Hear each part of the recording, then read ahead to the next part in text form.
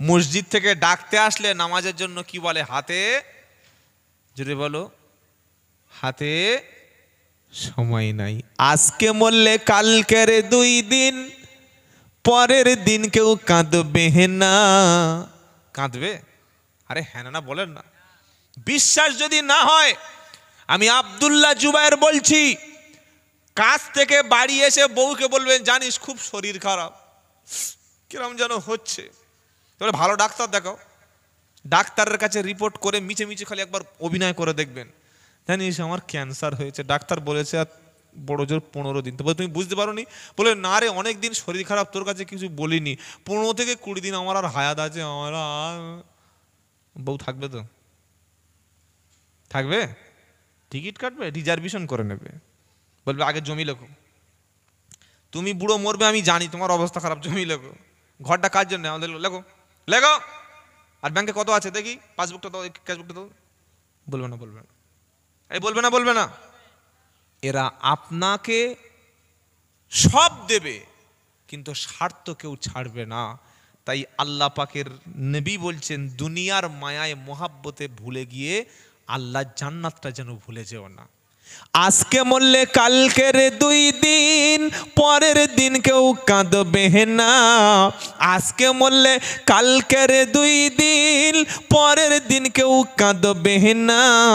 যাদের জন্যে করলে কামাই, তারা তোমার চিনবে না। চিনবে? জোরে বলুন। থাকতে সময় করো আমল, থাকতে সময় করো আমল, ঈমান করো খাঁটি, তোমারও আমারও শেষ ঠিকানা 3.5 হাত মাটি। থাকতে সময় করো আমল, ঈমান করো খাঁটি, তোমারও আমার শেষ ঠিকানা 3.5 হাত মাটি। আজকে মরলে কালকের 2 দিন, পরের দিন কেউ কাঁদবে না। যাদের জন্যে করলে কামাই, তারা পাশে থাকবে না। নিজের জন্য ভালো ভালো কাজ করে যাবো ইনশাল্লাহ বলেন।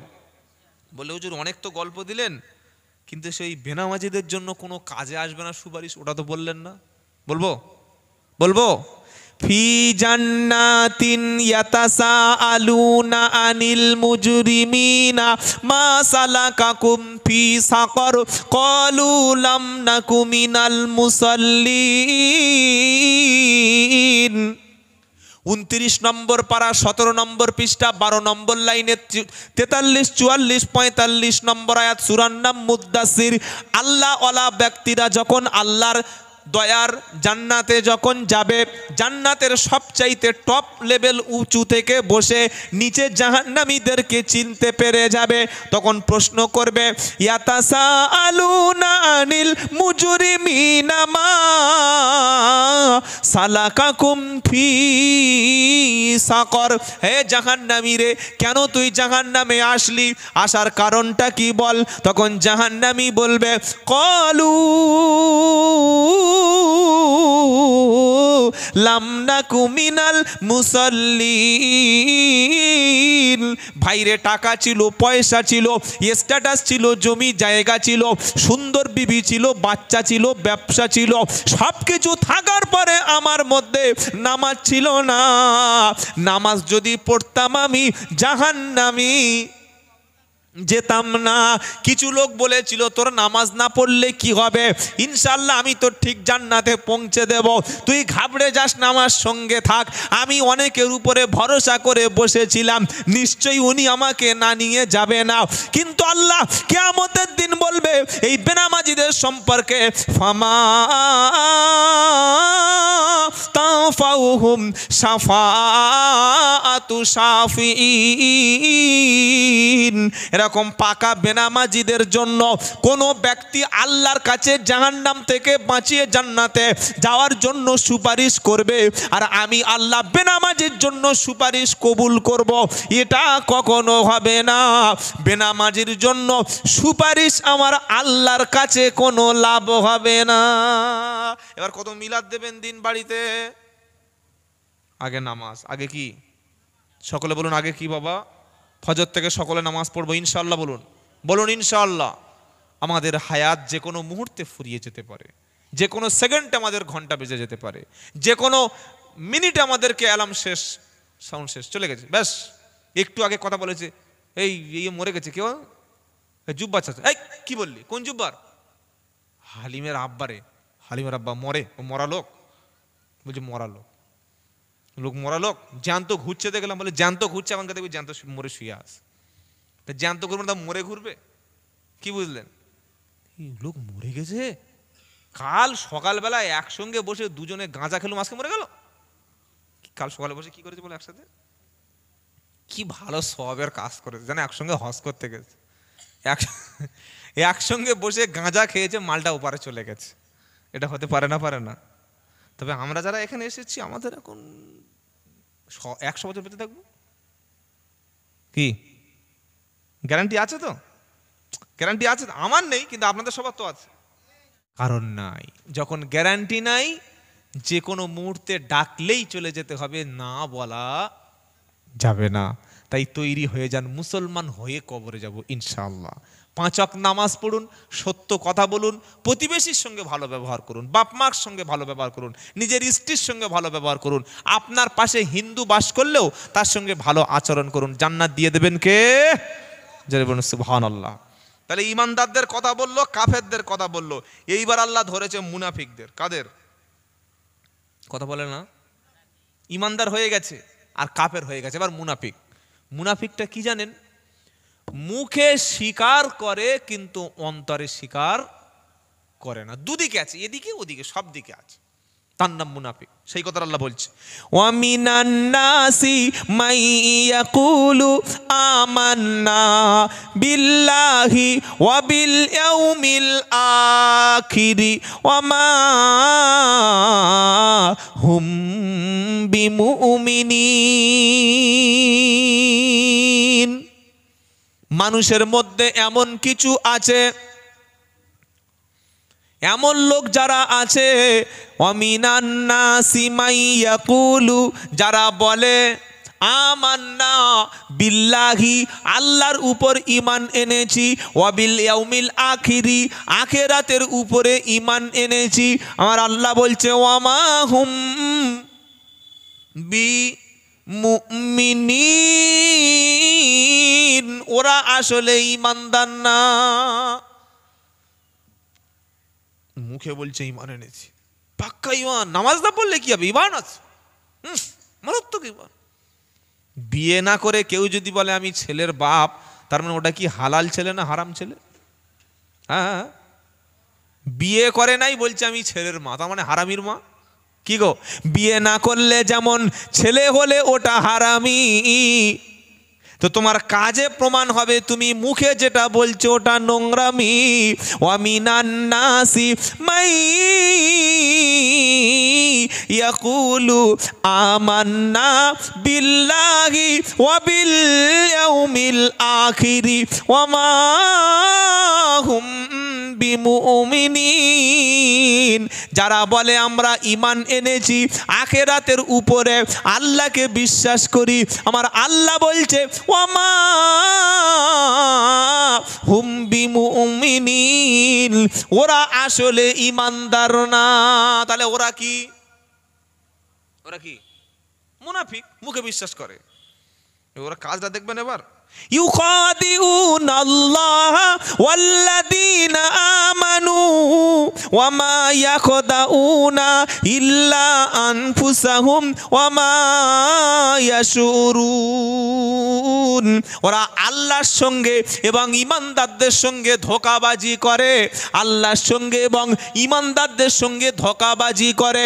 আল্লাহ বলছে ওয়া মা ইয়াখদাউনা ইল্লা আনফুসাহুম, ওরা আসলে নিজেদের সঙ্গে ধোঁকাবাজি করে, সেটা ও নিজে বোঝে না। কারণ কি জানেন? ফি কুলুবিহিম মারাদুন ফাযাদাহুমুল্লাহু মারাদা, তাদের অন্তরের মধ্যে আছে রোগ। অন্তরে কি আছে? রোগ, রোগ, ব্যাধি। কিসের ব্যাধি? নেফাকের ব্যাধি, মুনাফিকের ব্যাধি। মুখে বলে ঈমান এনেছি, আল্লাহকে বলে আল্লাহ আমি ঈমানদার। ঈমানদারদের সঙ্গে দেখা হলে আমরাও ঈমানদার, কিন্তু আল্লাহ বলছে না, অন্তরটা আলাদা, মুখে একরকম অন্তরে একরকম। তার নাম হলো মুনাফিক। ফি কুলুবিহিম মারাদুন, তার অন্তরে রয়েছে ব্যাধি। ফাজাদাহুমুল্লাহু মারাদা, আল্লাহ বলছে আমি আল্লাহ তার এই মুনাফিকের রোগকে আরো বাড়িয়ে দিই। ওয়ালাহুম আযাবুন আলীম, এই মুনাফিকদের জন্য রয়েছে বিশাল কঠিন শাস্তি। তার কারণটা কি? বিমা কানু ইয়াকুদিবুন, আসলে কারণ তারা মিথ্যাবাদী। মুনাফিকরা কি? মুনাফিকরা মিথ্যাবাদী। এই মুনাফিক মদিনায় ছিল, মক্কায় ছিল না। আল্লাহর নবী মদিনায় যাওয়ার পরে সেখানে গিয়ে বেশ কিছু লোক তারা দেখলো, তাদের নেতার নাম হচ্ছে আব্দুল্লাহ ইবনে উবাই, মুনাফিকদের সর্দার। ও সবে নেতা হবে বলে তার দলের ভক্তরা পাগড়ি ফাগড়ি কিনে মাথায় সোনার মুকুট পরিয়ে দেবে বলে রেডি। আর সেই সময় মুহাম্মদ সাল্লাম মক্কা থেকে মদিনায় গেছে, নেতার মাথায় হাত পড়ে গেছে। এমন নেতাটাই হওয়া হলো না। যেই মদিনায় গেল, আশেপাশের আওস খাজরাজ বা অন্যান্য গোত্রের মানুষেরা, বেশিরভাগ মানুষগুলো অন্যান্য গোত্রের মানুষগুলো সব কলেমা পড়ে মুসলমান হয়ে গেল। সুবহানাল্লাহ বলবেন না? কি গো বাবাজিরা, এই যেমন আমাদের দেশে বিভিন্ন নেতা আছে, অঞ্চলের নেতা আছে, একদল ক্ষমতায় আসলে আরেক দল সবসময় তার পিছনে কাটি করতে ব্যস্ত আছে। আছে কি আছে না?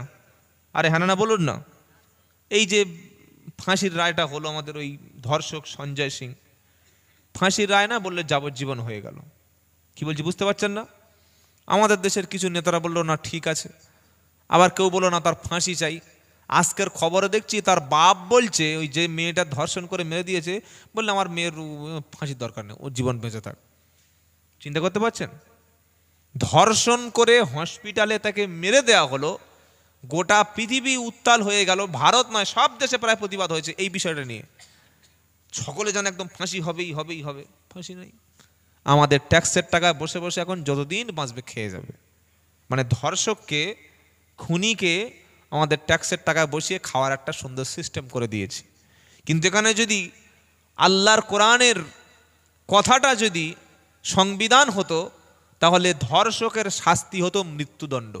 আর ধর্ষকের শাস্তি মৃত্যুদণ্ড যে দেশে আছে, সেই দেশে বছরে একটা কিংবা দুটো ধর্ষণ হয়। যেমন সৌদি আরব, হয়তো 2 থেকে 3টে ধর্ষণ সৌদি আরব বছরে, তাও হয় না, কোনো কোনো বছর হয় না। আর আমাদের ভারতবর্ষে প্রতি 16 মিনিটে একটা করে মেয়ে ধর্ষণ হয়। এটা সরকারি রিপোর্ট বলছি, এমনি কত হয় রিপোর্ট হয় না সেটা আলাদা। প্রতি 16 মিনিটে একটা করে মেয়ে ধর্ষিতা হয়ে যায়, রেপ করা হয়। কারণ জানে ধর্ষক ধরা পড়লে সঞ্জয় সিংয়ের মতো কিছুদিন বিচার হবে, তারপরে কোর্টে রায় দেবে, তার ধর্ষকের পক্ষে আবার উকিল দাঁড়ায়। দাঁড়ায় কি দাঁড়ায় না? ধর্ষকের উকিল থাকে না? না আমার এই যে ওটা ওর বীর্য নয়, বলছে ওর বীর্য নয়, তারপরে ও সব কাজ করতে পারে না, ও অনেকে এইসব বলে বলে মোটামুটি ধর্ষকের পক্ষে বাঁচিয়ে নিয়ে এখন যাবজ্জীবন। যে দেশে ধর্ষকের পক্ষে উকিল দাঁড়ায়, সে দেশের মেয়েরা ধর্ষণ হবে না। কোন দেশের মেয়েরা হবে? কোন দেশের মেয়েরা হবে? ধর্ষকের পক্ষে যদি উকিল থাকে তো ধর্ষক তো হবে। কে বন্ধ করবে ধর্ষণ করা? আল্লাহ হেফাজত করুক, সকলে বলুন আল্লাহুম্মা আমিন। তো এই আল্লাহর নবী যখন মদিনায় গেল, আব্দুল্লাহ ইবনে উবাই কাফেরদের মধ্যে সর্দার ছিল। সে দেখলো আমার রাজত্ব শেষ হয়ে যাচ্ছে, তাড়াতাড়ি করে কলেমা পড়ে সে মুসলমান হয়ে গেল। মানে মুখ থেকে মেনে নিলেন মুহাম্মদ সাল্লাল্লাহু আলাইহি ওয়াসাল্লামকে, কিন্তু তার পুরো অন্তর, তার অ্যাক্টিভিটি, তার কাজটা সম্পূর্ণ ইহুদিদের পক্ষেই ছিল। তাহলে মুখে মেনে নিয়েছে, অন্তর থেকে মানতে পারে নাই। ওর নাম কি? ওর নাম কি? মুনাফিক। এরা মিথ্যাবাদী হয়। এরা কি হয় জোরে বলুন? ইদা জা আকাল মুনাফিকুনা ক্বালু নাশহাদু ইন্নাকা লা রাসূলুল্লাহ।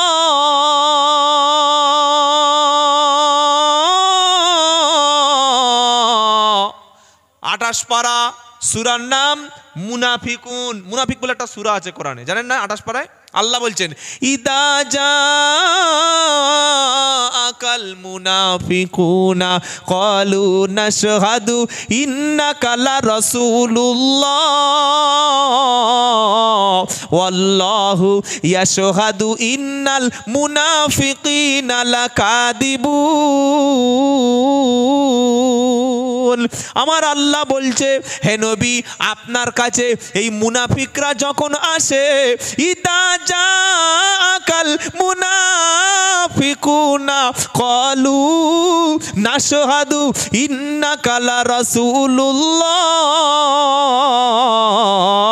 তারা আপনার কাছে যখন আসে তারা বলে, হে রাসূল, নিশ্চয়ই আপনি আল্লাহ রাসূল। আপনার কাছে মুনাফিকরা এসে বলে, ইদা জাআকাল মুনাফিকুনা ক্বালু নাশহাদু, তারা সাক্ষী দেয়, ইন্নাকা লা রাসূলুল্লাহ। মুনাফিকরা মুখে রসুলকে স্বীকার করে অন্তরে স্বীকার করতে পারে নাই। ওরা যখন রসুলের দরবারে আসে তখন বলে, ইন্নাকা লা রাসূলুল্লাহ, হে আল্লাহ রসুল, নিশ্চয়ই আপনি আল্লাহ রসুল। এটা মুখ দিয়ে স্বীকার করে কিন্তু অন্তরে মানে না। আল্লাহ বলছেন, আল্লাহু ইয়াশহাদু ইন্নাল মুনাফিকিনা লাকাদিবুন। আল্লাহ বলছেন, নবী, নিশ্চয়ই মুনাফিকরা মিথ্যাবাদী। মুনাফিকরা কি? জোরে বলুন। এবার আমাদের মধ্যে মুনাফিক চিনবেন কি করে বলে দেবো? বলবো 3-4টে গুণ দেখলে বুঝবেন পাকা মুনাফিক। 1 নম্বর হলো ইদা হাদাসা কাদাবা, কথা বলবে মিথ্যা।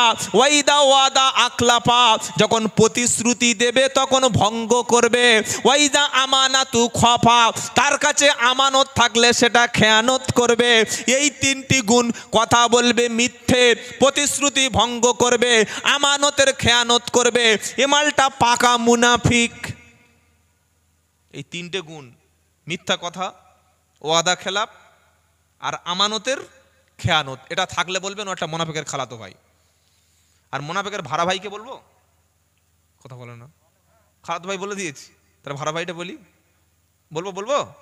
মুনাফিকের ভাড়া ভাই হলো সে, নামাজের মধ্যে নামাজ পড়তে গিয়ে অন্তর থেকে মোহাব্বতের সঙ্গে নামাজ পড়ে না যে।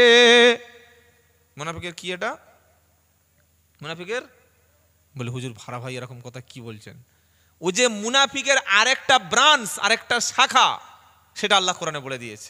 পারা নাম্বার 5 পৃষ্ঠা নাম্বার 20 লাইন পারা নাম্বার 4 পৃষ্ঠা নাম্বার 20 লাইন নাম্বার 5 আয়াত নাম্বার 142। ওয়াইদা কামু ইলাস সালাতি কামু কুসালা ইউরাউনান নাসা ওয়ালা ইয়াযকুরুনাল্লাহা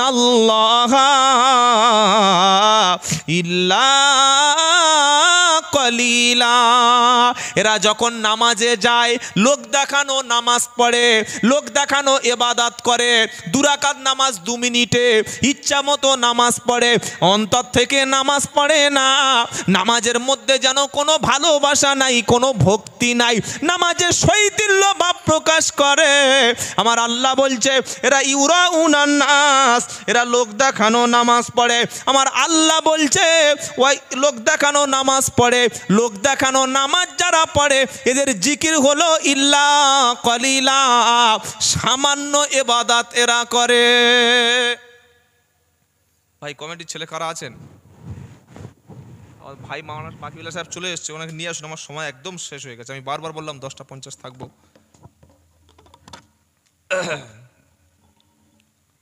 বাবাজিরা, আল্লাহ ভাইরা, কমিটির কেউ নাই এখানে? এতগুলো লোক কমিটির লোক নাই? যার বাড়ি বিয়ে হচ্ছে সেই বর এখানে নাই, শিক্ষু দেখো। আরে ভাই মাওলানা সাহেব চলে আসছে, নিয়ে আসুন। কমিটির একজন যান, উনি একা একা আসবে কি? আর আপনাদের তাহলে এই 2টো গুণ যেন আমাদের মধ্যে না থাকে, 3টে কাজ। এবার বাবা উঠছেন কেন? এই যে কি ব্যাপার, বসুন, আলোচনা তো এখন শুরু হয়নি। এই পরিস্থিতি থেকে আমাদের বার হতে হবে, সিদ্ধান্ত নিতে হবে। আমি সব জায়গায় গিয়ে বলি, এই আরেকটা যে স্বরূপনগর আছে জানেন তো, ওইদিকে বর্ডারের দিকে, ওখানে গিয়ে বলেছিলাম এই মেলার বিরুদ্ধে। দেখি আমার গাড়িটা বললে ভেঙে দেবো, বলে ওর গাড়িটা ভেঙে দে। তাহলে দিবি, দে ভাই দে। আল্লাহর নবী যদি দাঁত মোবারক ভেঙে দিতে পারে তো আমার গাড়ি ভাঙবে তো কোনো ব্যাপার নয়। কি গো, হক কথা বললে তো গুলি পর্যন্ত করতে পারে না? তো গাড়ি ভেঙে দিবি দে। জলসায় গিয়ে দেখি 4টে লোক আর একটা কুকুর বসে আছে। 4টে লোক আর একটা কুকুর। কি? আর মেলায় কয়েক হাজার লোক আর ছেলে আর মেয়ে, আর সেজা ড্রেস মেয়েরা পরেছে। ও বুড়ো লোক দেখলে স্বপ্নদোষ হয়ে যাবে। যদি 60 বছরের বয়স্ক লোক ওই ড্রেসটা জলসায় দেখে কোনো দিন, সঙ্গে সঙ্গে দাঁড়িয়ে দাঁড়িয়ে স্বপ্নদোষ হয়ে যাবে, দাঁড়িয়ে ঘুম লাগবে, স্বপ্নদোষ হবে। তো আমরা কিছু বলছি না, আমরা ছেড়ে দিয়ে রেখেছি, যা হচ্ছে হোক, সুবহানাল্লাহ, সাল্লু আলা। বাবাজিরা, আল্লাহ ভাইরা, তাই অনুরোধ করছি, এই হালালের সঙ্গে শরিয়াতের অনুষ্ঠানের সঙ্গে এরকম হারাম কাজের সঙ্গে মেলাবেন না, বড় আযাব এসে যাবে। আপনি জলসায় নাই দিলেন, নাও ভালো, জলসায় এসছেন, শুনতে ভালো লাগে না, বাড়ি থাকুন, আমি শুনবো না, আপনার তো বাধ্য করা হয়নি, যারা শুনছে তাদের শুনতে দিন। এইভাবে একটা মেলার পরিবেশ করে, এর জন্য দায়ী কিন্তু কমিটি না, এর জন্যে দায়ী থাকে গ্রামের এক শ্রেণীর মোড়ল।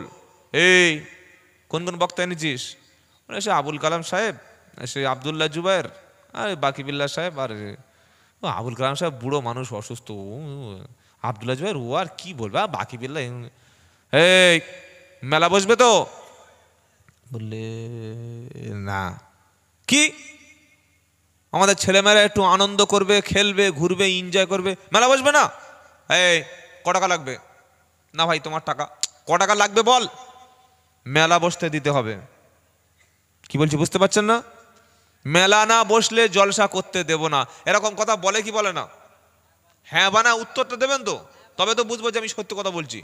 বলে, এরা আবার দাবি করে আমরা মুসলমান। মুসলমান কোনোদিন দুমুখো হয় না। কি? নামাজও পড়বো, আবার মদও খাবো, নামাজও পড়বো, জেনাও করবো, নামাজও পড়বো, চুরিও করবো, দাড়িও রাখবো, বিড়িও খাবো, নামাজও পড়বো, গাঁজাও খাবো, নামাজও পড়বো, পরের জমি চাষ করবো, নামাজও পড়বো, পরের মেয়ের ঘরে ঢুকে পড়বো, পরের বউ নিয়ে ভেগে যাব, এ চরিত্র মুসলমানের থাকে না। মুসলমান যে তার কথা এক, কাজ এক, বাপও এক, তার গুণ এক, তার নাম মুসলমান। আর একবার এদিকে একবার ওদিকে, ও মালের নাম মুনাফিক। ওটার নাম কি জেনে বলুন? তার নাম কি? ওয়ামিনান নাসি মাইয়াকুলু আমান্না বিল্লাহি ওয়া বিল ইয়াউমিল আখিরি ওয়া মা হুম বিমুমিনিন। সূরার নাম হলো বাকারা। আমার সঙ্গে একটু সকলে কথা বলুন, কোন সূরা? একসাথে, বাকারা। বাকারা শব্দের অর্থ হলো গাভী। গাভী বোঝেন? গরু দুই রকমের, একটা হচ্ছে পুরুষ গরু মানে বকনা গরু বা এড়ে গরু, আর একটা গাভী গরু বা গাই গরু যেটাকে বলা হয় গাভী। তো এই বাকারা শব্দের অর্থ হচ্ছে গাভী। এই সূরাটি হলো কোরআনুল কারীমের সবচাইতে বড় সূরা। এই সূরার একটা বিশেষ ফজিলত আছে, যদি কোনো ব্যক্তি তার ঘরের মধ্যে সূরা বাকারা তেলাওয়াত করে, ওই বাড়িতে দুষ্টু জিন খবিস শয়তান কখনো উকি মেরে দেখে না। সুবহানাল্লাহ পড়েন। আমরা চালাক লোক বললাম সূরা বাকারা পড়বো না, 501 টাকা দিয়ে জেরক্স তাবিজ ঝোলাবো। আর আমরা হুজুররা খুব চালাক। আগে হুজুররা তাবিজ কি করতো? হ্যাঁ, হাত দিয়ে লিখে দিত, লাল কলমের কালি আর সাদা কাগজ দিয়ে আগে কষ্ট করে হুজুররা লিখে দিল। এখন জেরক্স মেশিন এসে গেছে, সব জিনিস সহজ হয়ে গেছে। হুজুর বলল লিখবো না, জেরক্সটা হাত দিয়ে করব। জেরক্স মেশিনের মধ্যে কোরআনের পাতাটা ভরে দিল, সূরা ইয়াসিনটা ভরে দিল, সূরা বাকারাটা ভরে দিল, সূরা আল ইমরানটা ভরে দিল। ভরে দেওয়ার পরে এইবার ওই তাবিজটা নিয়ে এক পাতা দিল, 500 পিস তৈরি হলো। 1 টাকায় 1 পিস, তাই তো? একটা পাতা জেরক্সে কত? খুব ভালো করে কথাগুলো ভাববেন, শুনলে কিন্তু সবাই হজম করতে পারবে না। কি গো? 1 টাকায় 1 পিস, 500 টাকায় 5 পিস, আর বিক্রির সময় 501 টাকা। 500 টাকার জেরক্সে ব্যবসা কত চললো বুঝতে পারছেন? কি ব্যবসা শুরু করে দিয়েছি আমরা? 1 টাকা জেরক্স করে কোরআনের পাতা 500 টাকায় বিক্রি করছি। আমার তো জেরক্স করতে 1 টাকা লেগেছে, আমার তো হাত দিয়ে কষ্ট করে লিখতে হয়নি। আগেকার তো লিখতো হুজুররা, লিখতো কি লিখতো না? আর এখন জেরক্স, সব জেরক্স যা পাবেন সব জেরক্স। জেরক্স করে গলায় ঝুলিয়ে দিলাম। আবার কেউ কেউ নাম্বার বানিয়েছে। কিসের নাম্বার? বললে 571, 672, 1612, 1318। ওমর ফারুক বেঁচে থাকলে সব কটা জবাই করতো। আল্লাহর কসম করে বলছি, ওমর ফারুক যদি বেঁচে থাকতেন এই সময়, এই 2025 সালের জানুয়ারিতে, আর যদি দেখতো যে কোরআনের এরকম নাম্বার নিয়ে এরকম ফেতনা সৃষ্টি করছে আর জেরক্স করছে, কোরআন জেরক্স মেশিনে ঢুকিয়ে দিয়ে এরকম তাবিজ বিক্রি করছে, সব কটা জবাই করতো। আল্লাহর কালামের মর্যাদা তো ওলামার মধ্যে যারা আলেম নয়, তারা দুনিয়াদার, তারাই তো নষ্ট করে দিয়েছে। আগে হুজুরদের কাছে গেলে মাল করে তাবিজ দিত না, বেনামাজির তাবিজ দিত না, দাড়ি চাচার লোকের তাবিজ দিত না, বেপর্দা নারীর তাবিজ দিত না, সুদ করে তাবিজ দিত না, হারাম করে তাবিজ দিত না, বাপমার অবাধ্য সন্তানের তাবিজ দিত না। এখন যে যাচ্ছে মাল একটা করে গলায় চাপিয়ে দিচ্ছে। আমি আব্দুল্লাহ জুবায়ের দক্ষিণ 24 পরগনার লক্ষ্মীকান্তপুর থানায় দেখেছি একটা মুসলমান পায়ে পায়ে পায়ে তাবিজ বেঁধেছে। আল্লাহর কসম করে বলছি, আসরের নামাজ পাশে পড়ছি, সালাম ফিরে দেখি এ কি, আল্লাহর কালাম পায়ে নামিয়ে দিয়েছে। আরও কোথায় কোথায় দেয় আমি আর বলবো না, সে বললে মায়েরা আছে শুনছে তো মান সম্মান চলে যাবে। কোথায় কোথায় তাবিজ বাঁধে ওটা আপনারা বুঝে নেবেন। তাহলে আল্লাহর কালামটাকে নামাতে নামাতে কোন জায়গায় নিয়ে গেল। আল্লাহ আমাদের পবিত্র কালামকে সম্মান করার তৌফিক দিক, বলুন আমিন। তাহলে আমাদের যে আমলটা আমরা শুনলাম সেটা কি? সূরাতুল বাকারা, মানে প্রথম যে সূরা, আলিফ লাম মিম যালিকাল কিতাবু লা রাইবা ফীহি হুদাল লিল মুত্তাকিন আল্লাযীনা ইউমিনুনা বিল গায়বি ওয়া ইউকিমুনাস সালাতা ওয়া মিম্মা রাযাকনাহুম ইউনফিকুন ওয়াল্লাযীনা ইউমিনুনা বিমা উনজিলা ইলাইকা ওয়া মা উনজিলা মিন ক্বাবলিক ওয়া বিল আখিরাতি হুম ইউকিনুন।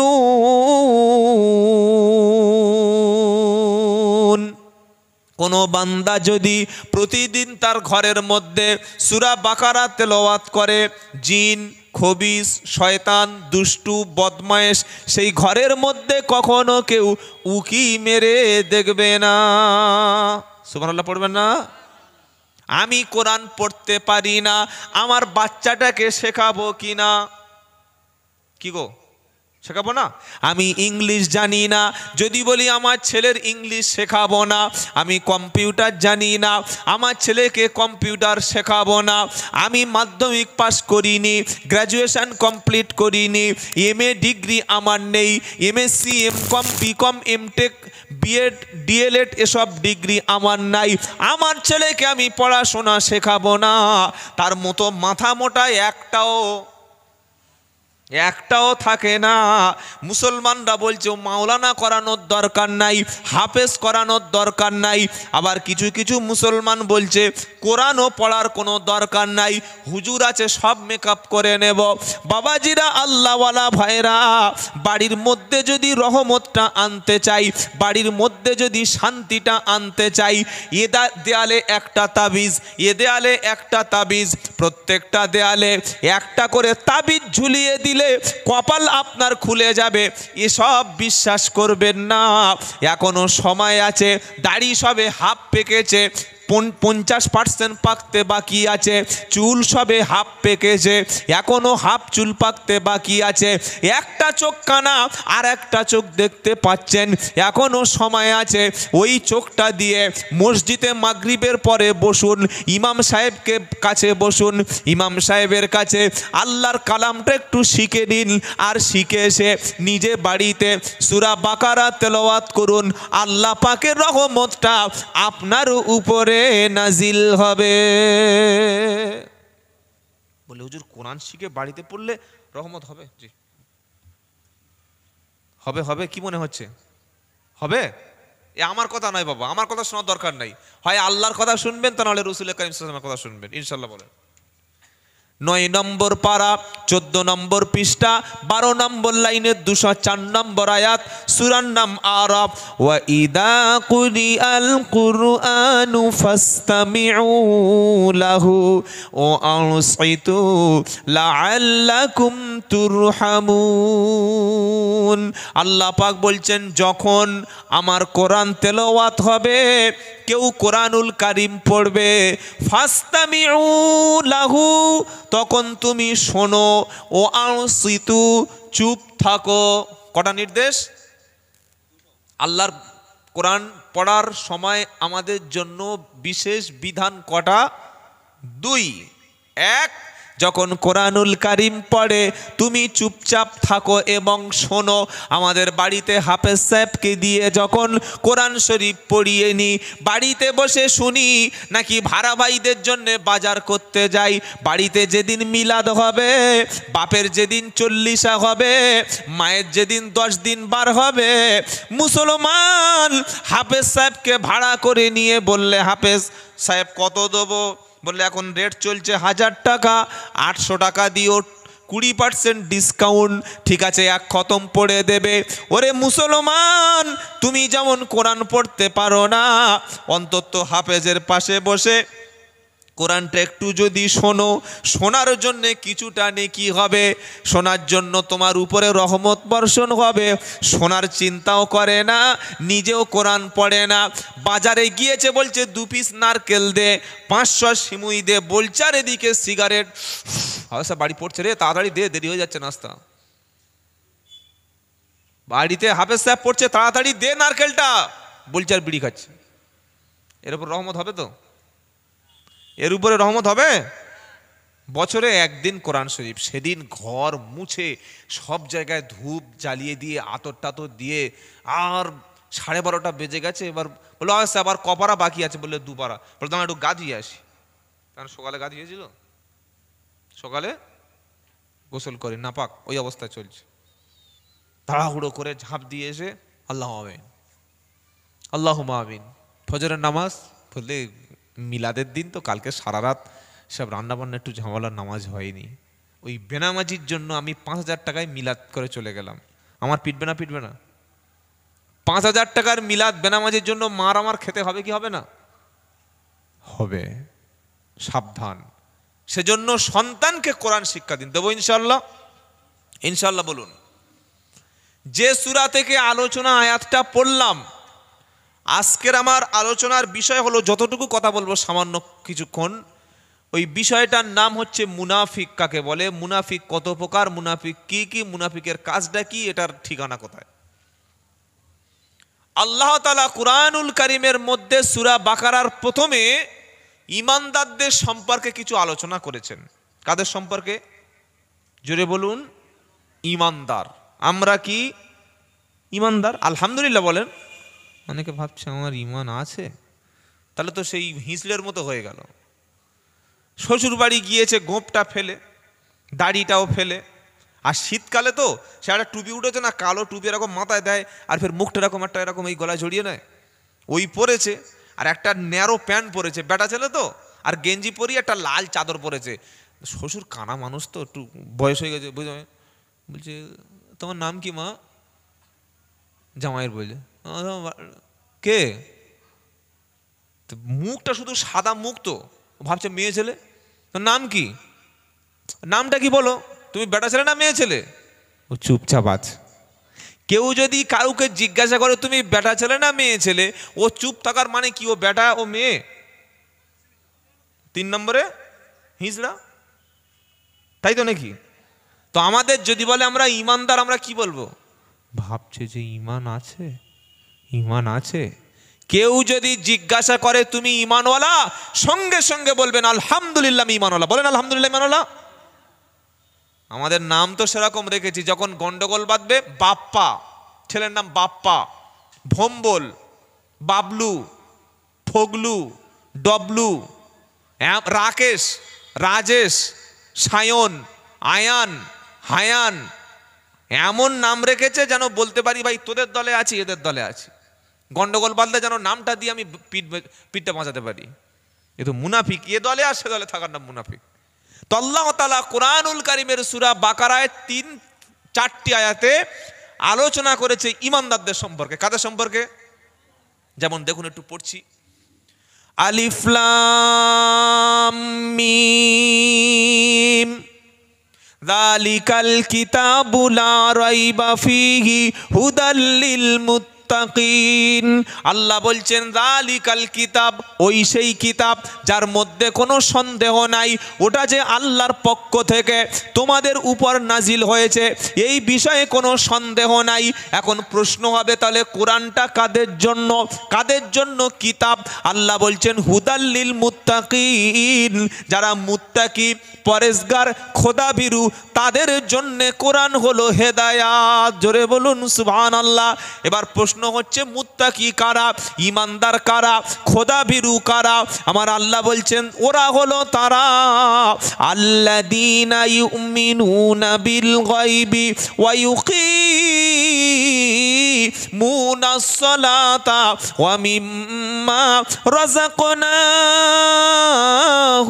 ইনফিকুন। এখানে থাকবে 3টি গুণ। 1 নম্বর আল্লাযীনা ইউমিনুনা বিল গায়ব, যারা গায়বের উপরে, আখিরাতের উপরে, জাহান্নামের উপরে, মিজানের উপরে, পুলসিরাতের উপরে, কবরের আযাবের উপরে না দেখে বিশ্বাস করেছে যারা। 2 নম্বর হলো ওয়া ইউকিমুনাস সালাত, নামাজ কায়েম করেছে যারা। 3 নম্বর হলো ওয়া মিম্মা রাযাকনাহুম ইনফিকুন, আর যারা নিজেদের সম্পদ থেকে, অর্থ থেকে, টাকা পয়সা থেকে গরিব, এতিম, মিসকিন, দুস্থদের জন্য খরচ করেছে। এই 3টি গুণ হলো ঈমানদারের। তারপরে কি? ওয়াল্লাযীনা ইউমিনুনা বিমা উনজিলা ইলাইকা ওয়া মা